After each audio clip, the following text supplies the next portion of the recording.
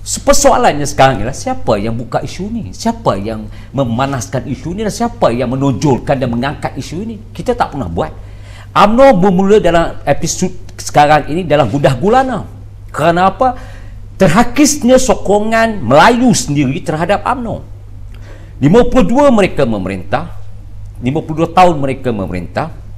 Sepanjang pemerintahan itu, di mana kedaulatan Melayu itu dijaga. Sehingga hari semalam baru diukir kembali bahawa akhirnya kuasa raja-raja itulah penyandang terakhir untuk mempertahankan 152, 153, termasuk 181. Jadi ini menunjukkan bahawa Presiden UMNO ini sudah menggunakan kuasa terakhirnya, iaitu suara ugutan yang dimainkan oleh mereka, dan mengharap sepati daripada kuasa raja-raja yang memungkinkan ataupun yang membolehkan mereka mendapat undian terakhir, iaitu sempati daripada orang Melayu. Sebab ialah kalau mereka jujur mengatakan bahawa raja-raja itu adalah penguasa terakhir untuk menentukan kedudukan orang-orang Melayu, mengapa mereka cuba merampas hak itu 1963 dengan rakus tanpa memikirkan implikasi kemudian, dan akhirnya raja-raja diaibkan. Dan sekarang barulah umum tahu secara konsistennya UMNO sudah berada di kemuncak ambang kejatuhan mereka sendiri. Sebab itu provokasi daripada ucapan Presiden UMNO itu sendiri memberikan kita sedikit renungan, iaitu seolah-olah menggugut, malah mengatakan darah terakhir dipertahankan untuk Putrajaya. Ini satu ugutan yang boleh kita katakan bahawa Akta As-Sultan boleh diambil. Dan kesan daripada itu ialah rakyat akan diberikan sedikit kekeliruan dalam bentuk ketakutan. Kerana apa? Kerana ini seolah-olah bercetus kepada malapetaka yang akan menimpa kita. Tetapi contoh di Selangor, dulu sebelum kita dapat pemerintahan di Selangor, apa bicara? Selangor kalau merintah akan berlaku huru-hara, akan bankrupt, dia tidak konsisten kedudukan pesada politik. Namun jelas Selangor bermegah dengan memberikan faedah cukup lumayan kepada rakyatnya. Tak berlaku pertumpahan darah, tidak berlaku huru-hara di Selangor, di Kedah, di Pulau Pinang, kekal di Kelantan, malah di Perak sepanjang 11 bulan begitu megah memperjuangkan hak rakyat. Jadi persoalan sekarang ialah ugutan-ugutan yang dibuat oleh Presiden UMNO itu sendiri sebenarnya menunjukkan bahawa UMNO lah yang pencetus yang akan mengakhiri episod kepimpinan mereka dalam pesada politik negara, berbentuk akhir sebagai ugutan rakyat supaya menyokong mereka dan meletakkan sultan seolah-olah sudah habis kekuatan mereka untuk dipertahankan, dan sultan adalah mempunyai kuasa mutlak walaupun 2/3 parlimen. Saya nak tanya ni, kenapa dia bawa isunya begini yang tak masuk akal? Kerana kekuatan Melayu dalam UMNO itu telah terhakis.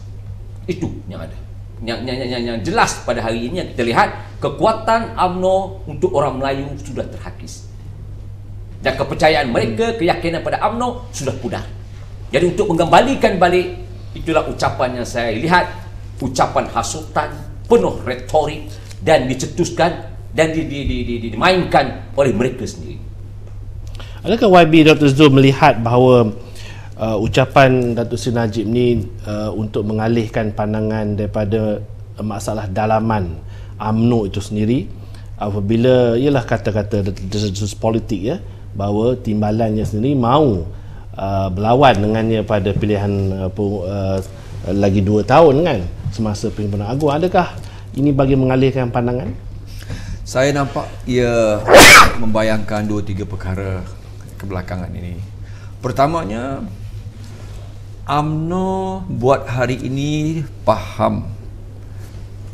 Dia buat julung-julung kalinya mengiktiraf dan insaf bahawa gelagat politik mereka itu, watak politik mereka itu, semuanya dalam komponen-komponen Barisan Nasional itu adalah watak-watak gelagat politik daripada order lama.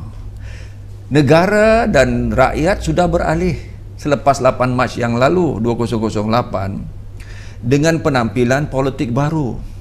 Politik baru merupakan amalan politik yang cukup membayangkan pencerahan rakyat. Pencerahan yang bermula dengan pengetahuan rakyat yang dimerdekakan dengan media baru.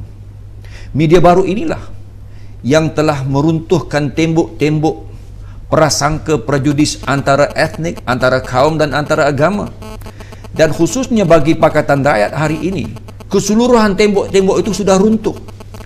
Nah, tiba-tiba wujud satu amalan, satu dinamika politik baru yang lebih berteraskan kepada politik nilai, politik values, politik yang dikatakan berprinsip, dan sudah menolak hampir-hampir keseluruhannya politik yang bersifat perkauman, politik sempit walaupun agama, tapi kalau agama itu sempit ditolak.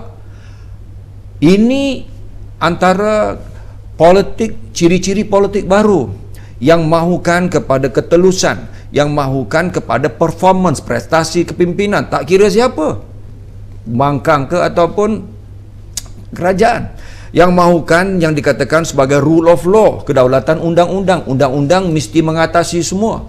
Kadang-kadang mereka mahu juga undang-undang mengatasi raja. Di situ kadang-kadang berlaku sedikit kekecohan itu. Yang keempatnya, mereka mahukan keadilan, bukan hanya keadilan sosial dan keadilan politik, keadilan pengagihan kekayaan negara. Ya, mereka mahu media yang merdeka, bukan media dikongkong. Ya, mereka mahu tahu apa yang satu masa dahulu dianggap OSA yang dirahsiakan untuk melindungi kroni. Hari ini rakyat sudah tidak boleh terima itu. Mereka mahu pertanggungjawaban penggunaan wang dan dana rakyat, dan tidak boleh dipergunakan sesuka hati seperti zaman Tun dulu. Kesemua ini membayangkan satu penampilan politik baru. Tiba-tiba UMNO sudah menginsafi perkara ini. Saya sebagai pribadi menulis akan politik baru ini sudah sekian lamanya, 2 tahun yang lalu, bahkan terdahulu daripada itu. Sebab ini gelombang politik baru yang kedua. Nah, apabila UMNO berdepan dengan suasana yang mereka tahu mereka tidak boleh melakukan pemunggaran kembali UMNO, ya, yang dikatakan sebagai nak repackage saja UMNO tak boleh. Ini bukan masalah repackaging. Ini bukan masalah kosmetik, ini bukan masalah luaran, ini bukan masalah apa yang dikatakan sebagai baju dan sebagai apa yang dianggap di luar. Ini adalah persoalan jati diri, persoalan ideologi, persoalan keyakinan, fahaman politik. Yang keseluruhannya kalau kita lihat dalam komponen-komponen Pakatan Rakyat ini, kesemuanya adalah berteraskan kaum, berteraskan etnik, berteraskan perjuangan, kepentingan kelompok dan ras masing-masing. Itu dia Barisan Nasional, itu dia UMNO sebagai tunggak kepada Barisan Nasional. Nah, kalau kita bandingkan dengan Pakatan Rakyat, kita dapat lihat PKR contohnya, rentas kaum, rentas agama, rentas budaya. DAP sekarang ini bercakap tentang Malaysia mereka itu, ya, dengan membawa penampilan baru. Dan PAS sudah pun mengambil kedudukan yang center stage dalam national politik. PAS menggelarkan diri mereka sekarang ini, saya sendiri mengatakan saya adalah seorang Islamis, Demokrat, dan parti kami pun sudah menjadi parti yang nasional. Dulunya satu masa dahulu berlega dalam apa yang dikatakan sebagai Malay Belt, khususnya di negeri-negeri pantai timur, di negeri-negeri utara, Kedah, Perlis, Terengganu, Kelantan. Ya, tapi hari ini kita juga sudah menjadi nasional. Cumanya ideologi kami Islam.